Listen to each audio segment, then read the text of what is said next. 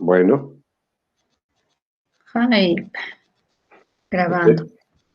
Ahora sí, ya estoy grabando. La grabación me llega luego al correo de la universidad directamente.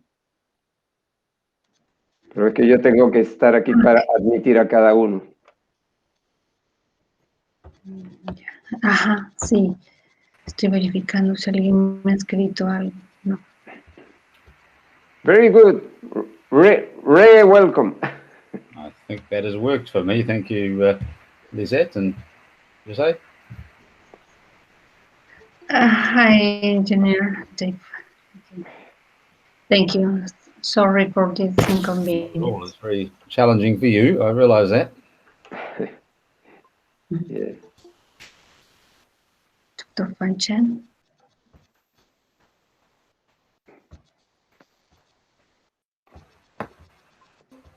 And Ashok. Okay. Thank you again. Everybody's here. But it's the time plus 15 minutes. Let me welcome you again, and thanks for your effort to meet today with us. This is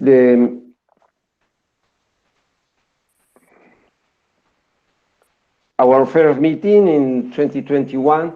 We hope to meet several times.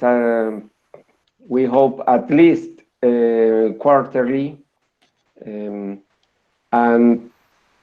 I would like to remember that this is our last year of mandate for this committee.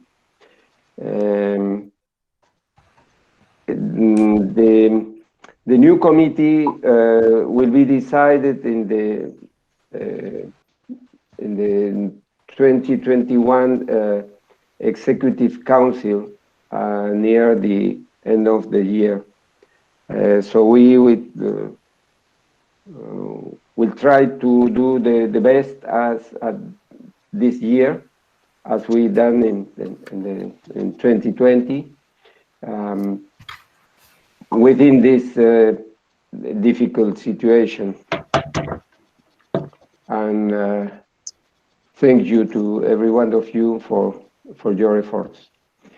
Okay, we are today with Liz Lopez in the Secretariat, and Ashok Basa from India, and Dave Bransdon from New Zealand.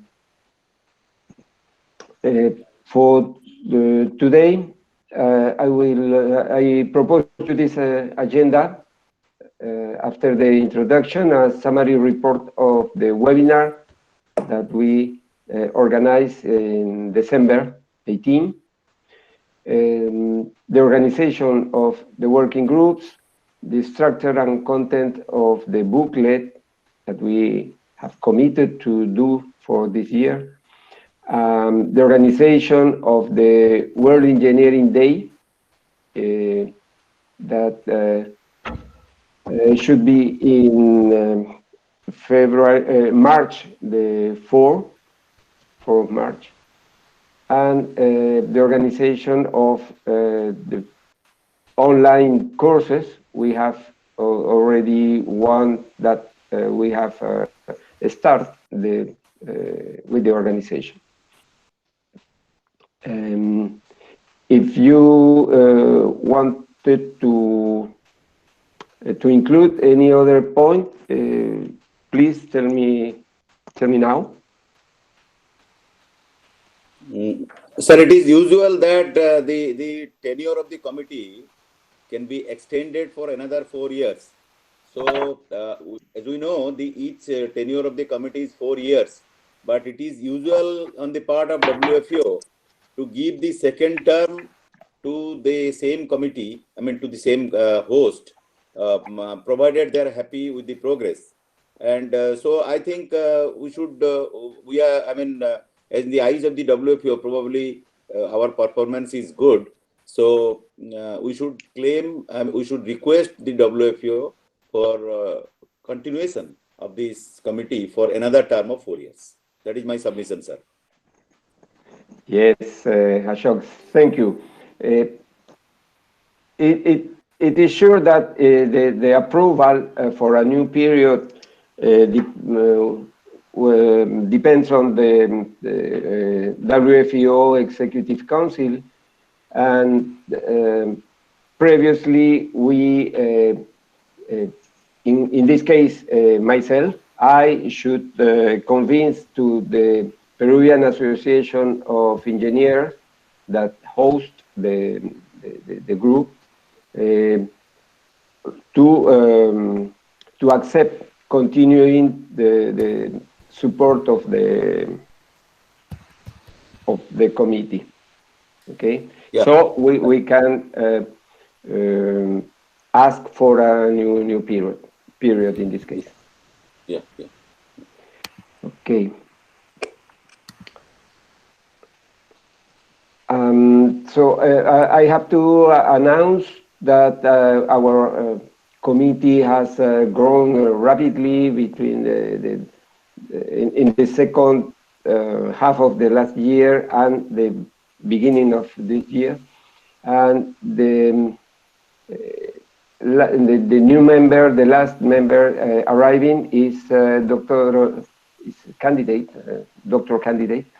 Engineer Valentina Putrino, that represents the Institution of Civil Engineers of the United Kingdom.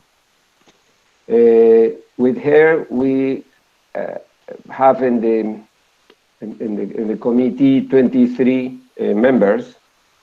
3 of them are accessitary members, alternate members, and one that is Vilas Mujemdar is an expert member. It means no representing a body of WFO.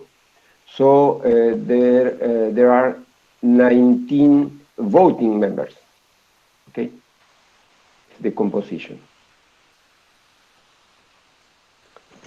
Okay, the second point is the report of this webinar.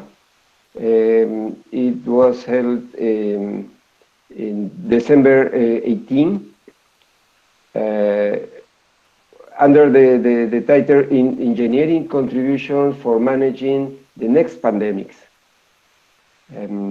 Noting that the disaster risk management community normally is more active in looking to disasters or caused by earthquake or floods or hurricanes and so on.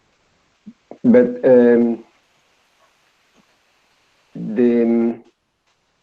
excuse me.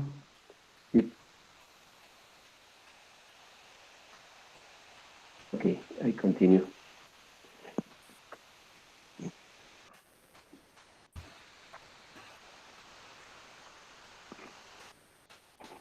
So in this case, we organized this webinar to note also the importance to underline the importance of engineering managing this kind of disaster that is the present day coronavirus COVID pandemics. We had 3 keynote speakers, Dr. Karina Friendly from University College of London, Dr. Xiaomao Chen from the Chinese Academy of Medical Sciences, and Dr. Michael O'Sullivan from University of Auckland, New Zealand. The presentations were deal with early warning systems for pandemics lessons learned from natural hazard. On fund and shelter hospitals, a novel concept for responding to public health emergencies, and on healthcare modeling for pandemic planning and recovery. Also, it was, after the presentation, it was a panel of discussion and comments with engineer Marcial Rivera from Costa Rica, our committee representative from Costa Rica, and the architect Maria Estrada from the Peruvian Association of Architects and Engineers in hospital area from Peru. Some of the conclusions, and I apologize, but I invite you to read it, to read them with me. The main conclusions of this seminar from the first talk is the standardization of alert levels and early warning system is vital to convey information to a wide range of stakeholders. However, the process of standardization is shaped by social, political, and economic factors, rather than in response to scientific needs specific to a hazard. Early warning systems need to be scalable and sufficiently flexible to use by local stakeholders via standardized communication products designed to accommodate local contingency while also adhering at the same time to national and international policies. The second important point was raised by Dr. Chen. The Fankan shelter hospitals in China are a proposal to protect families and communities against COVID. The public facilities were converted in places of isolation, classification, and treatment of mild and moderate patients. This proposal is fast, low cost, and at a massive scale way to rebuild the health system in times of emergency, as well as relieving pressure on hospitals, also to reduce pressure in hospitals. The studies show that infections were reduced by 70%, and this model was adopted by the WHO as a guideline for other countries. And I know that some countries in Peru and Latin America use this same concept during the pandemics. Finally, from the Michael O'Sullivan talk, he talked about the Punaha Matatani, that is a multidisciplinary team of researchers who has contributed to New Zealand's COVID-19 response. Its disease spread models predicted rates of infected people that would pass into hospital and ICU admissions, and also predicted how this would affect the New Zealand health system. The results have supported the New Zealand government decision to lock down early.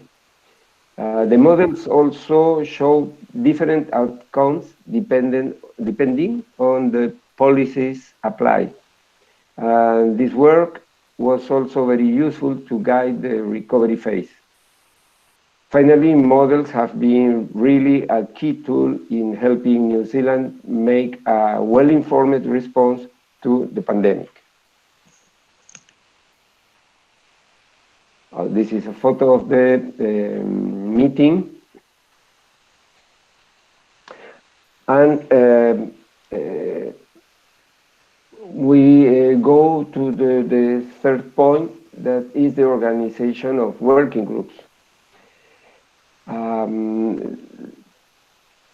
Considering your replies that I think we acknowledge, we have grouped people on these 4 working groups in capacity building, data management, land use planning, and resilient infrastructure systems. And I thank Dr. Baza for his willingness to coordinate this group.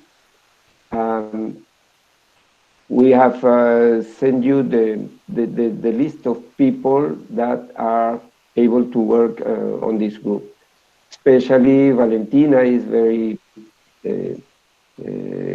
keen, is very active, and young people with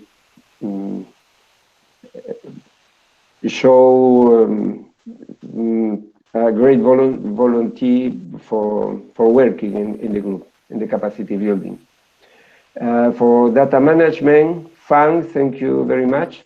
As I told you, Marcial from Costa Rica is also specialist in data management. And we have included José Miguel Branco from Portugal. He surely can answer to you to organize, to discuss internally in the working group. For land use planning, we have 2 people that answer to the call, Karel Vancura from the Czech Republic, and Vivens Kermaga, that is from Rwanda, yes. And in resilient infrastructure systems, we will have Carlien Boucherie, Eric Ma, and Giovanni Cardinale under your coordination, Dave, if you confirm this.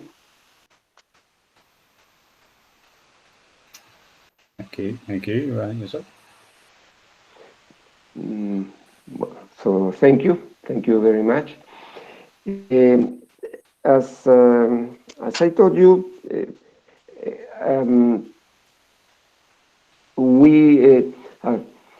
WFEO relies on the committees, as our committee, as CDRM, to perform the activities of the federation. So we, as committee, need to develop, to plan and organize some of these activities. And as we have specialized groups, so one of the tasks that is organized meeting, for example, will go to your responsibility. So we hope, we expect that you can coordinate the organization of at least one technical meeting, okay, seminar, or this year it will be, there will be only webinars, and any other discussion panels or things like this on your subject, and any other activity that you consider important. Ashok has already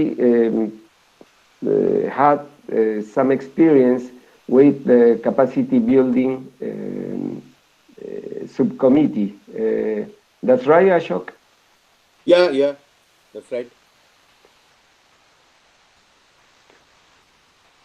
What could be done for this year? So far as I mean, two things. I was just seeking your suggestion or advice. I mean, you have proposed for a book, and I think what is the time frame of publication of these books? Because I think will each committee, like in my committee, I will seek the opinion of other three members, and we'll have our internal meeting, keeping Lopez into picture because he is the coordinator. And I think we should give emphasis on the write-up of the book. Then, if we time permits, then we can go in for the webinar kind of things, because writing the contents of the book is more important to me as a document to be submitted to WFO, which in turn will, I mean, enhance our position in the, in the global level. So that is my suggestion. I'm seeking advice from you, that what is the time frame of the book? Suppose the chapters have to be done, by what time we should complete the chapter. So once the target is given, then at our committee level, we will discuss amongst ourselves, and then, come back to you, to the main committee, as per the direction or suggestion. Okay, okay, good. Yes, we will discuss on the organization of the book and the chapter corresponding to every each of the working groups. Yes, because the other commitment is to present this a book or a booklet at least during this year. So the responsibility to coordinate the reading, the writing of the corresponding chapter is comes to the working group. Okay. Yeah. Can I just, if with your kind permission, can I speak? Can I add something? Yes, yes, please. Yeah. Suppose we assume that our meeting will be held in the month of November, let's say, thinking that it is in November. So if we make a backlog planning, suppose the book has to be released in November, then in all everything, all write-ups should be ready at least by September. And to make the final draft by September, the initial draft should be completed by in between July, August.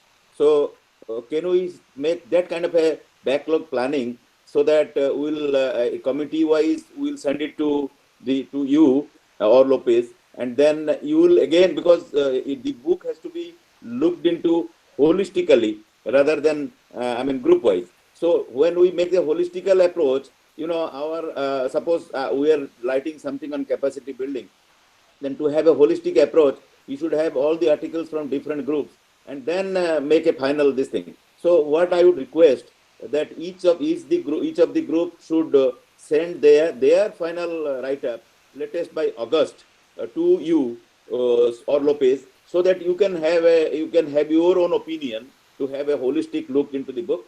And then suppose you want some modifications, we will again sit, and by September end, the final book should come to a shape. So that is my submission, provided it is acceptable to others. Thank you very much. That is correct. This is the section to discuss about the structure and the contents of this booklet. If there is not other opinion or intervention from Dave or Fan on the working groups. Okay. That's fine, thank you. It's okay.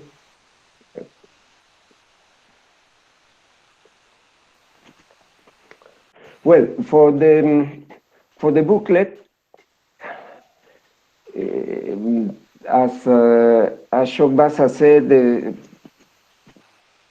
we should maintain an holistic vision of the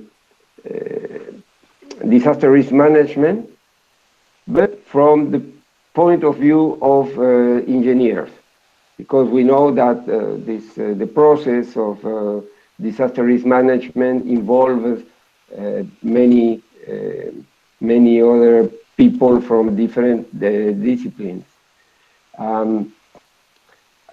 So as an objective, we put to set with what's the place first, what's the place of the disaster risk management within the something wider that are resilience strategies for every country or for every region.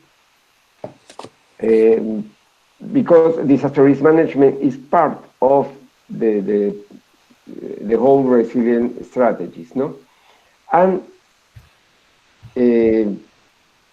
within this, what's the contribution of engineering in the disaster risk management efforts? Okay, this is the downscale from the resilience to DRM, and within the DRM, what do engineers, we as engineers can do? Let's say this is the general idea of the what should contain the booklet. The format, okay, would be a booklet maybe about with some 4, 5, or 6 sections. We will decide this of 6 to 8 pages each. Maybe it's not necessary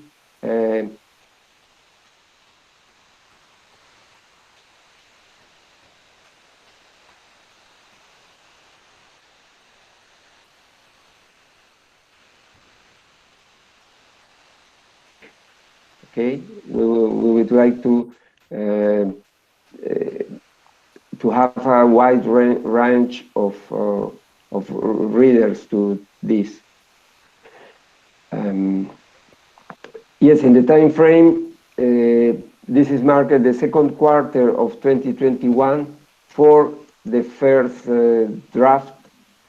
Okay, it allows so about 5 months from now to for every working group to try to set the ideas to meet together and decide how to do it. Of course, every committee, every working group is invited to write among their own members the chapter. But also it is possible, if you consider this, to invite somebody else to help or to write part of the section. Okay. We will discuss some ideas that we have advanced with Gonke, the president of WFEO, with Marlene Kanga, and also with Fan Cheng in December, no, in October meeting. In October, yes, thank you. For some kind of support for the distribution. We don't know if it will be possible to do something printed, a printed booklet, or only as a digital book. Okay. So one look support will be from UNESCO and Also, we will present the initiative to ANSO, DDR. ANSO is the Alliance of National, and International Science Organizations. That is similar to WFEO, similar to the International Science Council. They are based on science, and there is a special working group with FAN is familiar. And if you can illustrate us a little bit more about what ANSO is, FAN. Yeah, I think the last time I mentioned it is from the IRDR community, not the ENSO community. The ENSO is the new international organizations. I know these organizations, but not involved a lot in this organization. I think Okay. that should be the IRDR, maybe. Okay. UNDRR? Is it? IRDR in the Yes. IRDR. I just write on the chat. Yes. This is the Jose, program. Yeah. look, It's Okay. on look the at the IXO chat. and UNDR. Yeah. Look at the chat. Yes, I will do it later because I am maintaining my full screen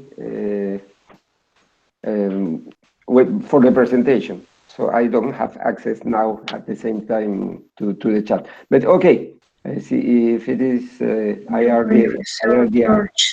Mm-hmm. Yeah. Yes. I think the last meeting, the Professor Gunke also mentioned they may have the connection between the WFOEO and the IRDR together. So I think this may be the one of the support also from the IRDR program. And also I familiar with the IRDR IPO, so I can make the help make the connections with the two group. Yeah. Okay, very good. It is because I have understood that IRDR was closing this year, the first period, and should be reopen a new period or something like this, because IRDR is a connection is sponsored by International Science Council and UN DRR, no? The Disaster Risk Management from the United Nations. They are the sponsors. And Yes. IRDR is the program. Yeah. Yeah, this year is will be the tuning stage for the IRDR program, and currently the UNDR and also the IXO is working on the plan for the next stage for the program. So it's on the planning for the new stage. Yeah. Okay, very good. Yes.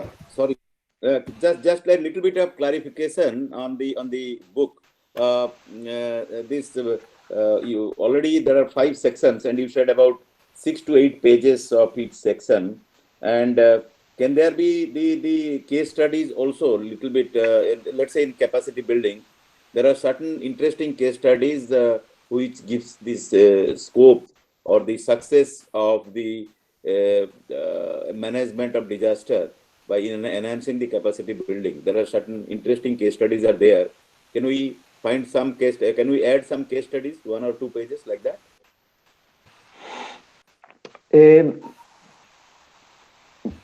So we have to propose and discuss. This is initial idea to have some reference. No, Thank you. I mean, we do not expect very scientific or highly technical papers, and not 20 or 4 or 30 pages each, No, because it will be 1 or 2 pages. more, Yeah, yeah, okay, more yeah, difficult to manage this. yeah, yeah. That's right. Uh, Very uh, right. and to give what you said, this holistic vision. Thick. Okay, okay, sir. Fine. And as I have shown you in the October meeting, part of chapters of the or sections of the booklet will coincide with our working groups. So because they correspond to some key fields that were identified during a meeting with some of our committee members. Vilas Mujumdar participate, and Dave also with okay, we have some meetings, and these key fields for sure where one is the land use planning. A good land use planning help to avoid exposure by preventing settlements and works in bad areas, in unsuitable areas for settlements. Second is the resilient infrastructure systems as the main component of a resilient territorial framework. Okay, those systems of transport, of energy, water, okay, water and sewage, all these infrastructures.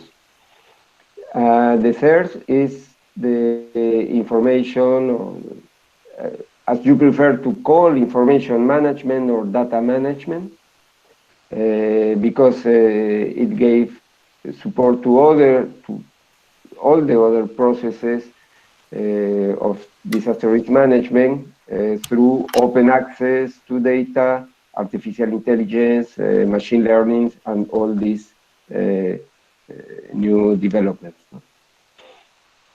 And the fourth is the capacity building,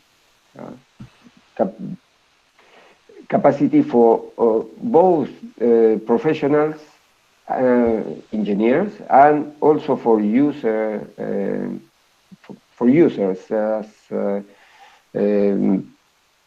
decision makers and authorities, local authorities, or organizations of civil organizations of the society. Because this capacity building facilitates the necessary communication among all these stakeholders. There are two other fields that were discussed and could be included. We will can discuss again this or propose that. One is the building codes, because they provide the requires robustness, redundancy, and resourcefulness, the characteristics of for a good building. Okay, for building, is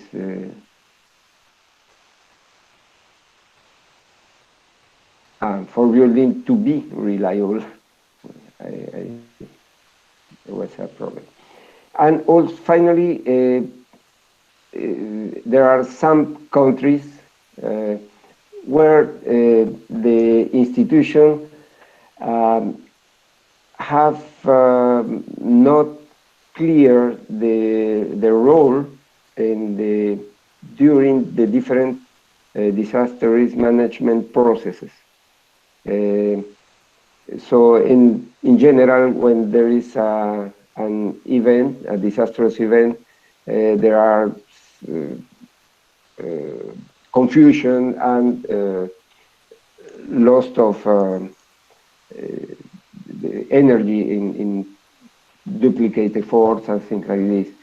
So I have some interest in to write things because in some of our countries, Latin America is an example of this. But we will keep this in mind to write also a section on institutionality. Can I add to this top point? Of course. Yeah, of course. This is a very this institutionality. I mean, building codes is okay.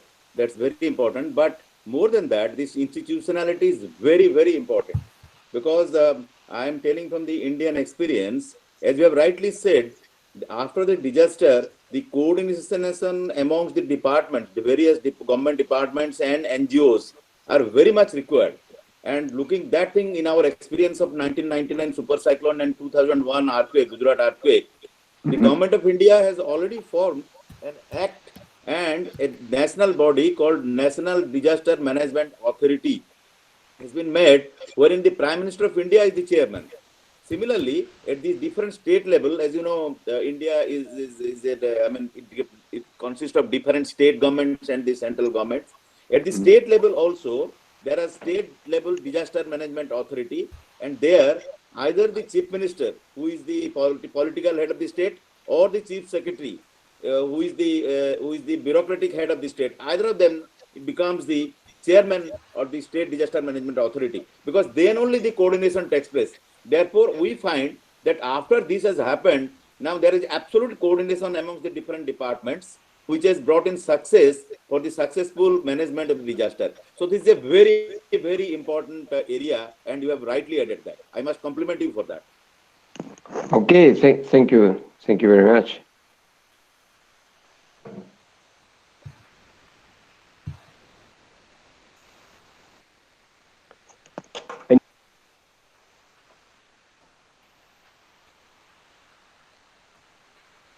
Okay, so we are committed to this this book, and we will be looking forward your own communications among the internally among the working groups, to receive some plans about the writing, please. Sorry, of the text. Yeah, Lopez, could I request you to send the email of the different committee members under different committees, so that we will try to interact amongst ourselves first. Okay, Lisette is to resend the working group members. Okay. Yeah. Okay. Good. Thank you, Lizette. Thank you. Josie, I was wondering, is there any just like a common template for the whole booklets? Yes. Booklet? Yes, because I think for each of the sections, and we should have at least some of the common templates, just like maybe some the titles and some of the key message need to mention in each of section. So each of the working group can add them different, just like the information from their perspective view. Yes, of course. The discussion will be enriched with more comments or more proposals to enlarge or to include the points that you consider of importance. I have, in a way, I can know, or Lisette and I that have been putting some of these points, and with the with discussions with Dave and Vilas and Gong and Marlene is, but all that you can add, please, it's up to you, and all of this is welcome. So is there any common template will be provided for the booklet? Yeah. Okay. Okay, that's good. Okay. Perfect.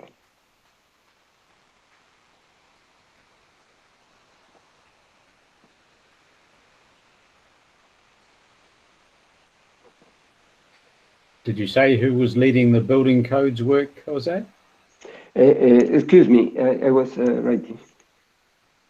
Could you repeat me? Did you say who was leading the building codes chapter, Jose? No, because as we didn't put a working group, we didn't constitute a working group on building codes. This should be either taken by your working group, including guest people if you want to invite anybody else. But we don't have anybody to lead this this chapter. Okay, Would you like to? I'm not volunteering to necessarily lead it, but I do have a colleague who has worked internationally. He's been government's chief engineer until he retired, and he will be able to put at least some perspectives in. So, yeah, let me discuss that with him, and I'll come back to you separately. Okay, so thank you very much, and we hope to hear from you on this. Please invite him to this effort. I think this resilient infrastructure systems and the building codes are, I think, two interrelated areas, because in order to make resilient structures, we need to have that type of the provision in the codes. So I think these can be interrelated. To my mind, these two areas can be interrelated, and they are, in fact. Yes, the thing is, if we put this in two different chapters, because it's very large. No, if we talk about infrastructure, there is, as I said, energy, power lines, roads and railroads, and water and sewage systems.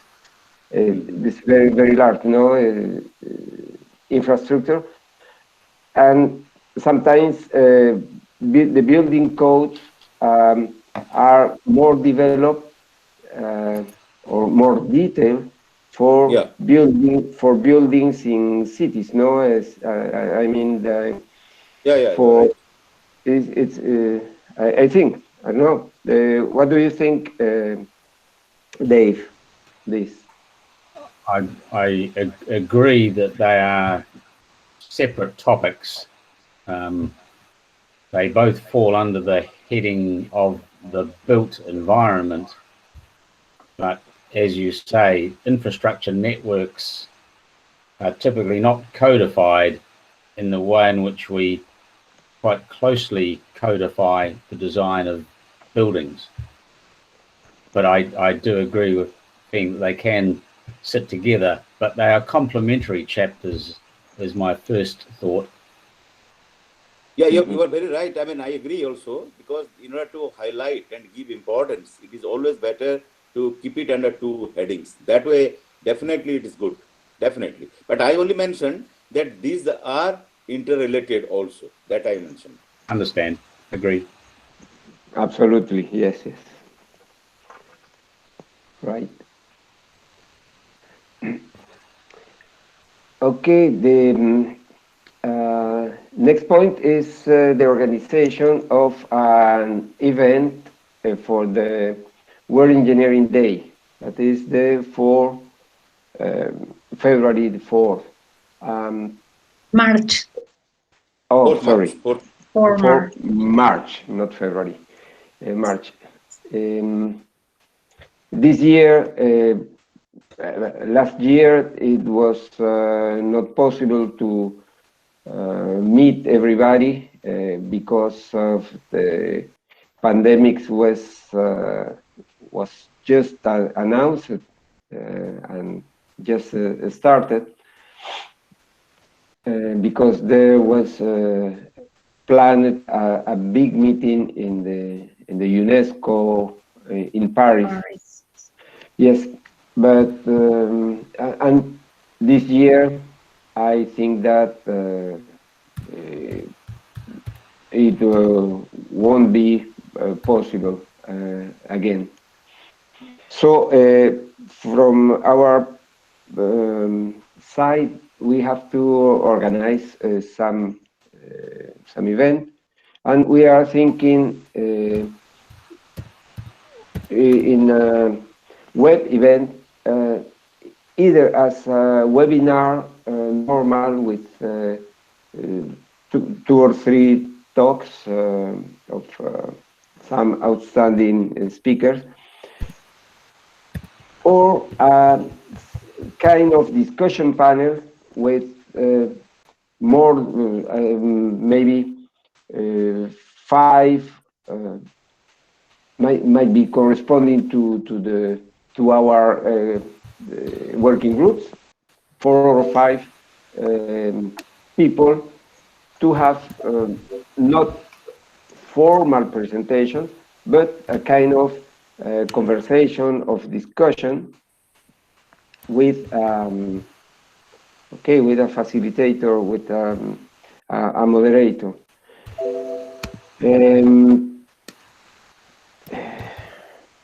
We need ideas on this, and if you know, if you want to participate directly, or if you know some people that could be interesting to give to hear opinions on the problems on the disaster risk management and engineering, that mean our subject.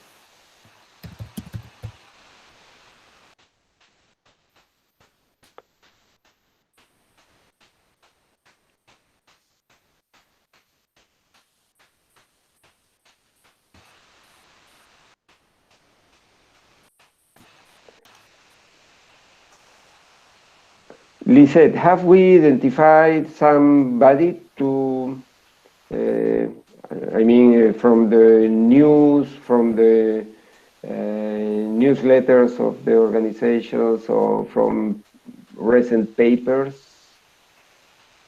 that we not yet know? About these topics? Yes. Not yet, but if the members agree with this proposal, the event in March, it will be about these topics. I understand. Okay.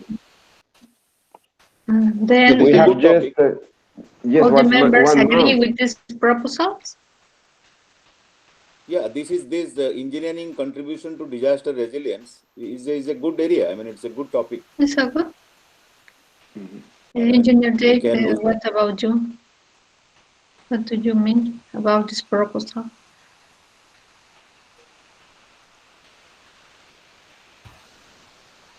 That is a very short time to prepare for it. How long would our session be? 20. Wait, maximum a couple of hours, no? Maximum. Yeah. Maximum a couple of hours, during which if we have 4 or 5 people, we may have 2 round tables of opinion, 2 short round table, as 5, 6, 7 minutes each intervention. I think if you can outline what that session will look like in an email to us, then we can begin planning our contributions to it. Okay. Okay. This is quite different that for, as I said, from formal presentation, because formal presentation won't be difficult. There are people that have presentations on a given topic, and 20 minutes presentation and 5 minutes questions. There are this other format is moreover as a conversation with opinions on given questions from the floor. Okay, we will email maybe this idea, maybe with some examples. Lisette, you know examples of these conversations as the Academy of Science or Engineering in Brazil do this? Yes, I propose this option because I participate in a webinar of our Brazilian Institute of Oil about a round of conversation between 5 specialists, and each specialist talk about 7 or 10 minutes about a specific topic, and it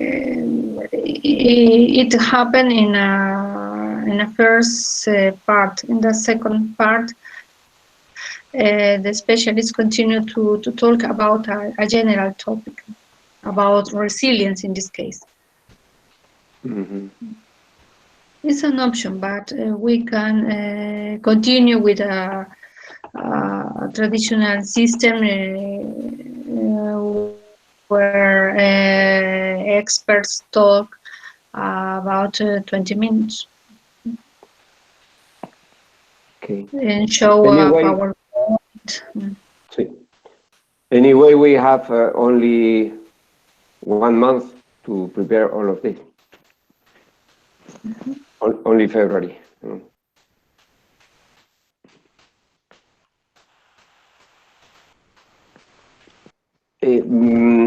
In any case, if you please, Ashok, Fang, or Dave have ideas of people able to give one or the other formats.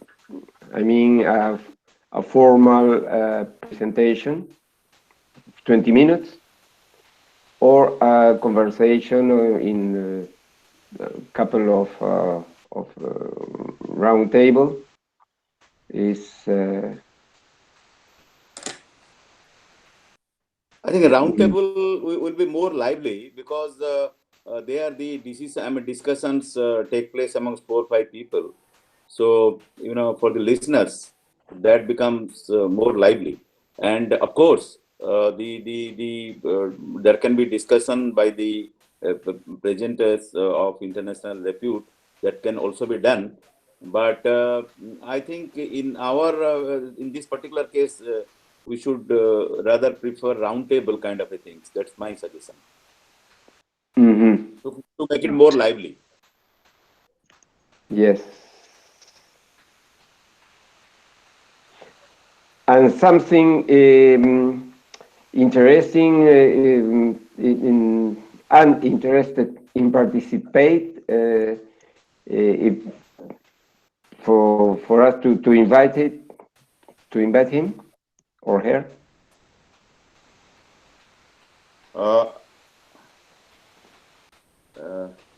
Yes, I'll have a thought. I mean, I'll come back to you. I mean, after thinking about it. Okay. At the moment, I'm not able to commit anything, but certainly I'll try. Okay. Good. Very good. Also, please, if Fang or Dave think somebody that we need is author, is a specialist, is for the committee to accomplish the role. No? Okay. Thank you. And the last point is the last year we, as you remember, we have organized up to 3 online courses, specialized courses for engineers and students, engineering studies students, science and engineering students on some topics of disaster risk management for earthquakes, for tsunamis, and the last for volcanic hazards. So this year we would like to start with another online course concerning how to manage the risk of debris and mud flow related disasters.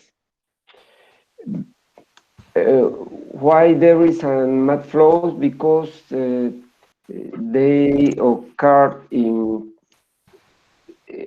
maybe all the different climatic environments, no?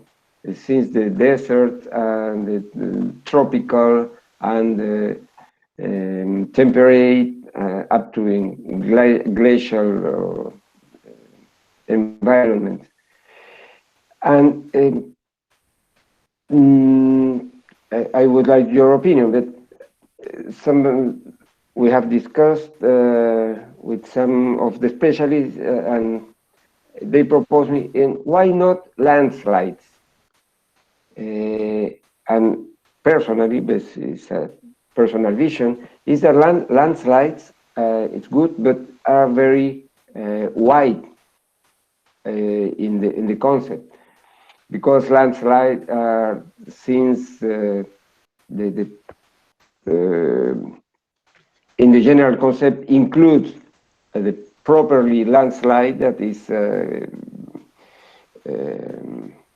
concealed to a small region, okay, or rock slides or things like this that are small in size.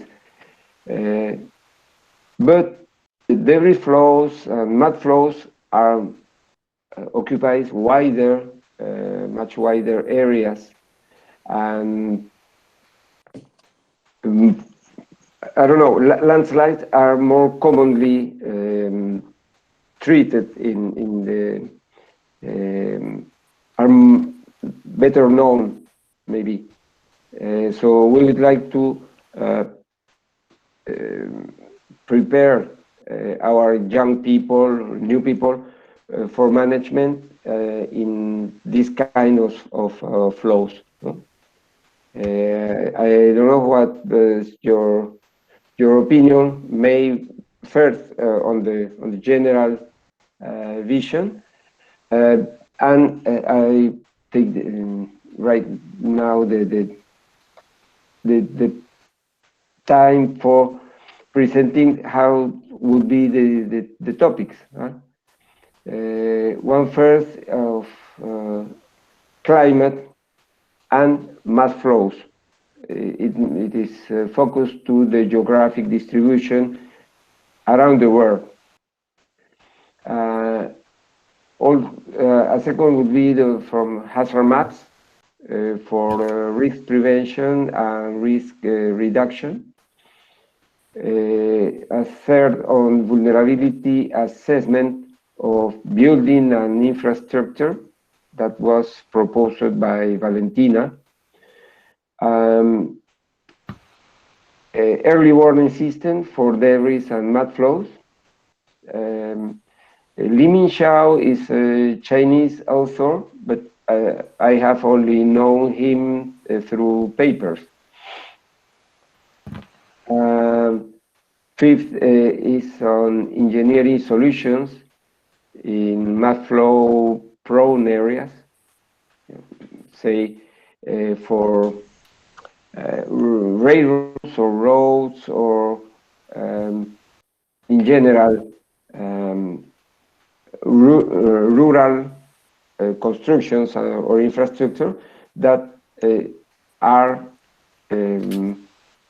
by obligation they are exposed to mass flow events. So what are the recent developments for engineering solutions? No? And finally, capacity building and social organization related to these hazards. So I am attentive to your opinions.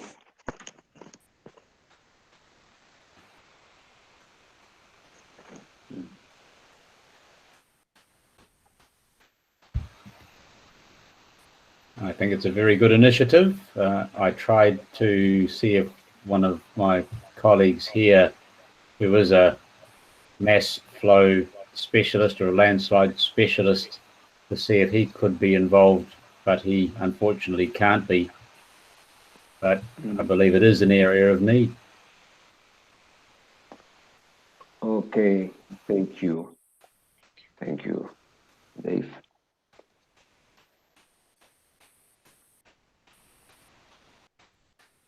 Certainly, this is a good initiative, and identifying the proper resource person is definitely a task, but certainly a good initiative. I mean, people will be made aware of the disaster risk management policies and how things have to be done.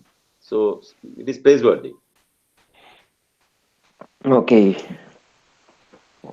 So thank you again.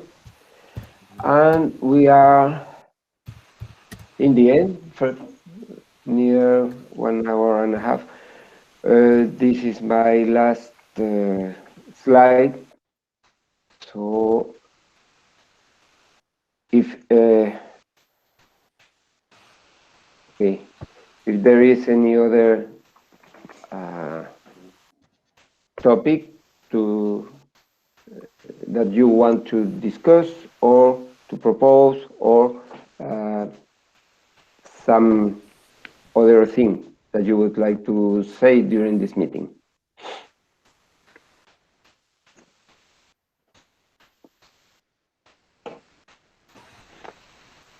Okay. Nothing for me. No. Okay. Thank okay. you. Thank you, Fan. Thank you, Ashok. Lisette, do we have any other thing that I am forgetting? maybe? No, Jose, but I want to mention that today at 2 p.m. Lima time, we are going to have another meeting with other members of the committee. Yes, because we have in each meeting. Okay, we will have the same meeting, but with the other participants. Yes, Okay, quite the interesting. same with other participants. Yes.